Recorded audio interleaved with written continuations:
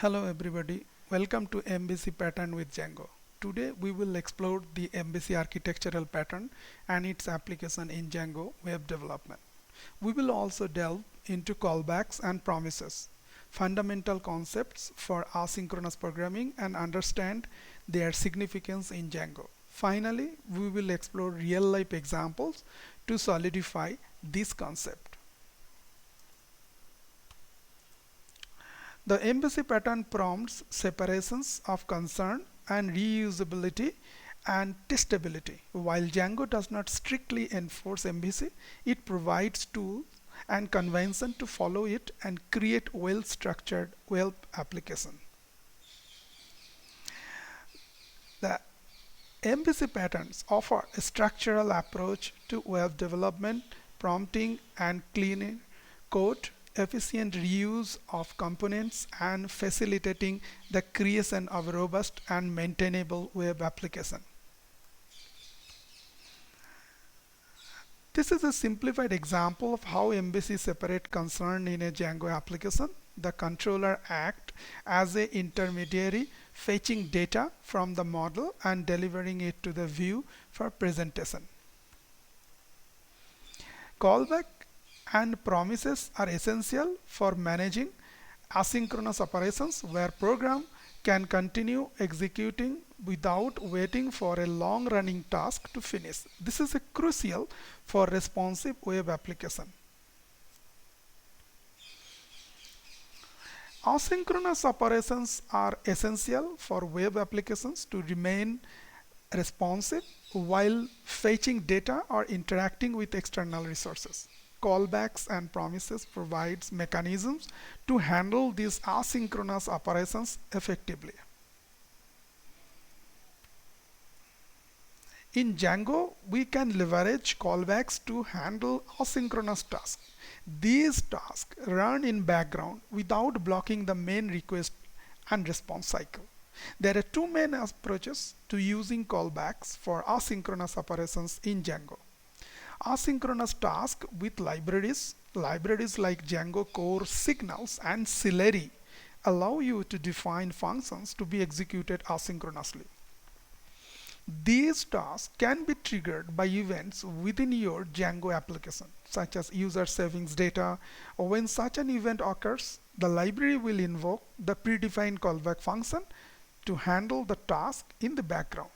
This is a powerful approach for handling long-running operations that do not require immediate user interaction.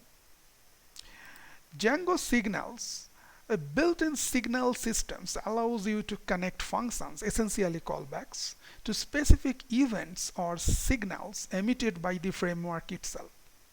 For instance, you can define a callback function that gets triggered after a user is saved.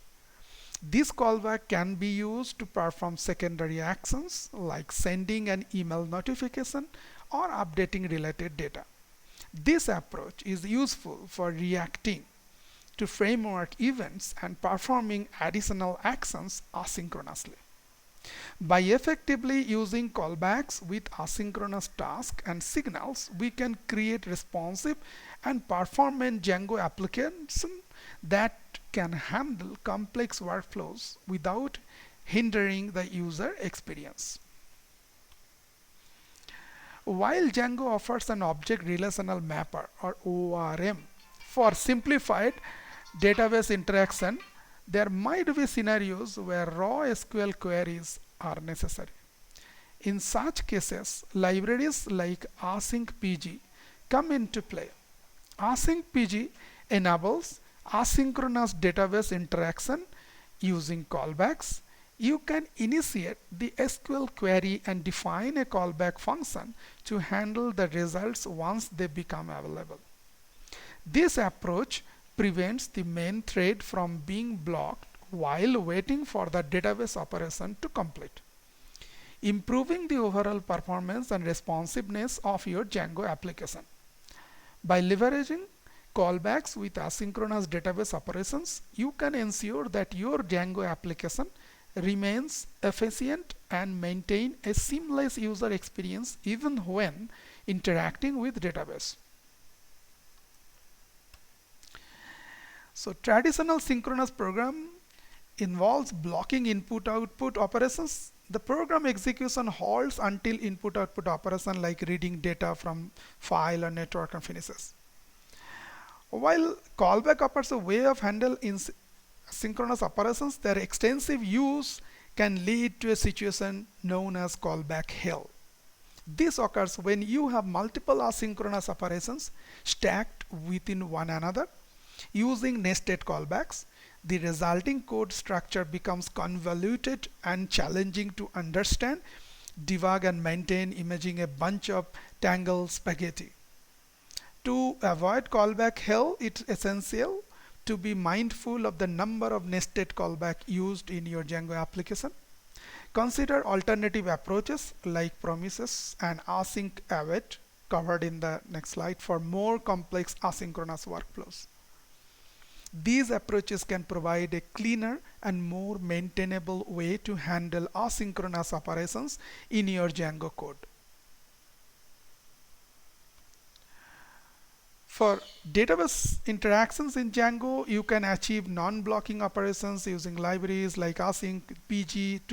This avoids freezing the main program while waiting for data. Instead, you define a callback function to handle the result later and allowing the main thread to continue working.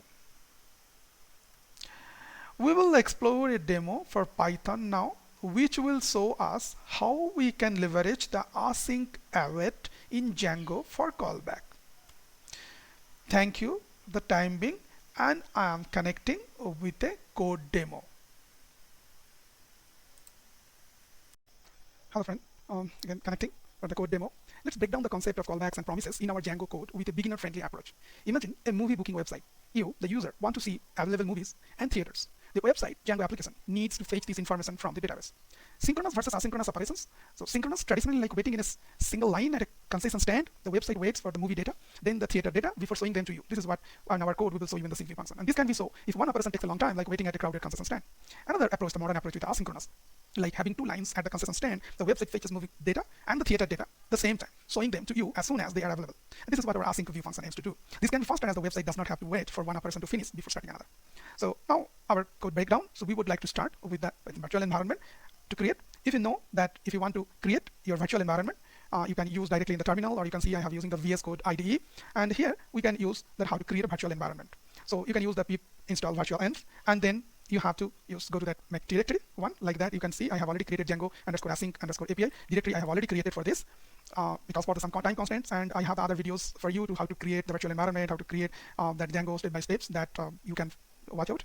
After creating the virtual environment, and we are inside our Django code, the applications directory. Here we need to install the Django pip install. So if I write that pip install Django, so you can see because it is already installed, it will check in my system. It is already installed, so it will check and it will tell yes, it is already installed there. So you can see the requirement already satisfied. So we are not spending time on this. Also, I have to use and start the Django admin, the start project.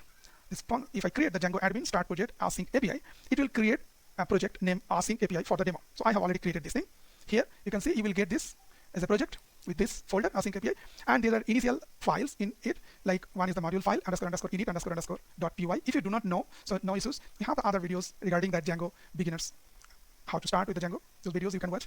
Another is asgi.py, settings, URLs, and wsgi.py, and manage.py. These files you will get when you run that command.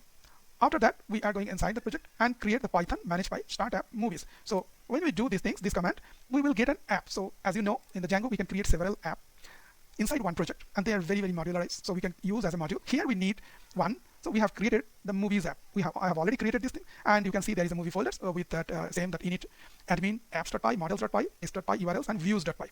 Now first thing is that we need to go to the settings.py and need to add this movie app.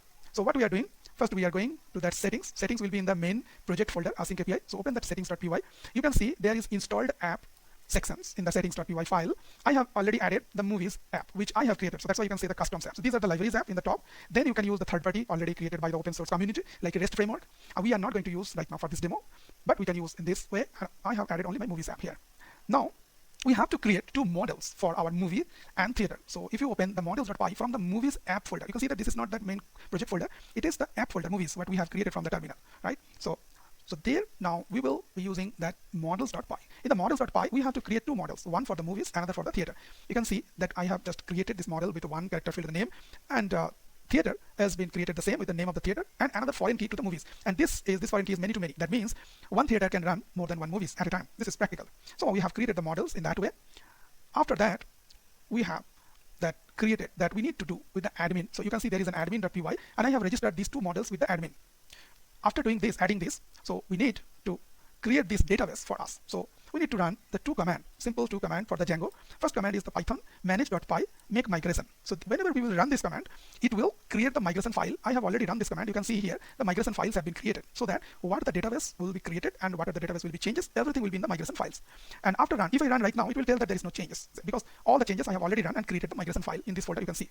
After that, we have to create python manage.py migrate. So this command will actually implement the changes into the database. So if you run this, so it will apply the migrations of all those required changes with the migration folders and the changes in the database, and it will create a database. Here I am using the SQLite 3 database. You can see the db.SQLite 3 database is there. You can use any other RDBMS or any other NoSQL also, say like MongoDB, or you can use the PostgreSQL. You can use with these applications, no problem.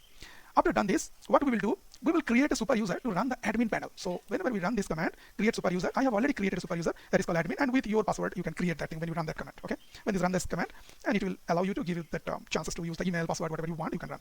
After that, I want to run this application. So if I run this applications, so it will show python manage.py run server. So whenever we run this command, you can see that our application is running in this localhost 8000 port. So if you open that the port, so you can see this will be running. I will show you in this video. I will show you how it will be running, and we will also create two views to get that sync and asynchronous. The view, that API we are calling. So here you can see we have the views, and I've already created these files. One for that normal synchronous operation get movies, another is get theater. These are both are synchronous, and asynchronous get movies asynchronous. You can use that. This is the database sync to async decorator. We have used Python decorator. So here you can see the channels.db, as I have already mentioned that how to do that asynchronous functions. So because many times the database purely not managing with asynchronous way, so we can use this channel.db and import this database sync to async, and we can use that. Also we have used the get theater async.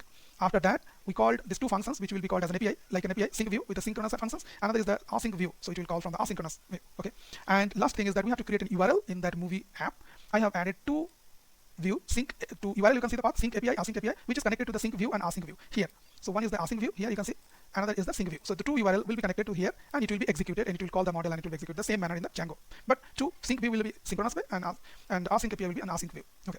And at the end, the main project URL, I have just added these movies URLs here so that it will be available. And also the admin URL is there. Now I will show you, if we run that command, that python manage.py run server, it will be running in the browser, and I will show you how they are running. Okay, so we are in the browser after running that our application, Django application. Now I'm trying to run this. If you run that localhost colon 8000, because our application is running in the 8000 port, you can see there are three page not found, because there is no home page I have created for this demo. We have three URL: admin, sync API, and async API. So we will check one after another. If you go to that admin, so we can see the admin section, and if you, because I am logged in, so if you log in again, so you can see I have already created with the create super user command in the terminal, and I have to use this username and password what I have given on that phase. When I run this with the command and the username password, so you can see it is logged in, and I have created some movies here. So to movies, and also I have created to theater as well. And if you go, you can add here more, say more theater. If you want to add here, you can create one theater. The same way, if you go to the movies, you can add, say like that, you can say I can use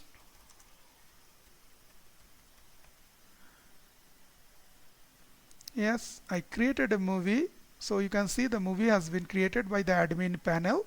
Now I'm going to the theater and add one theater name, say C, and it is running this movie, and I saved it. Okay. Now another URL I am opening, localhost 800. As you know, If you forget, so you can see that we have two more API. So we will be using this one now for the synchronous operations, sync API, and it will fetch and it will take, I have intentionally given some input output time so that it will imitate that we are doing some input output work for 7 seconds, 2 seconds and 5 seconds.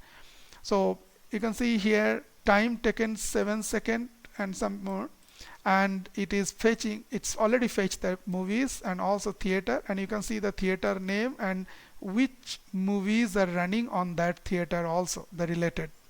It is the same way we will run the asynchronous as well.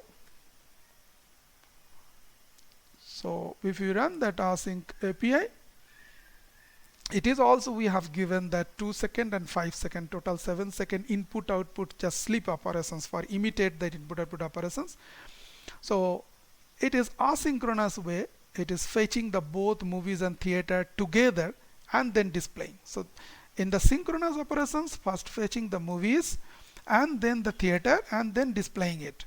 But here in the asynchronous, the movies and theaters, the both has been fetching together and displaying here. If it is a practical scenario, and so there in when it will be running in the production, you can see there are so many input output operations, but still it will be working simultaneously and eventually it will take the less time. So this is it from that code demo for that callback operations in MVC Django. Thank you very much.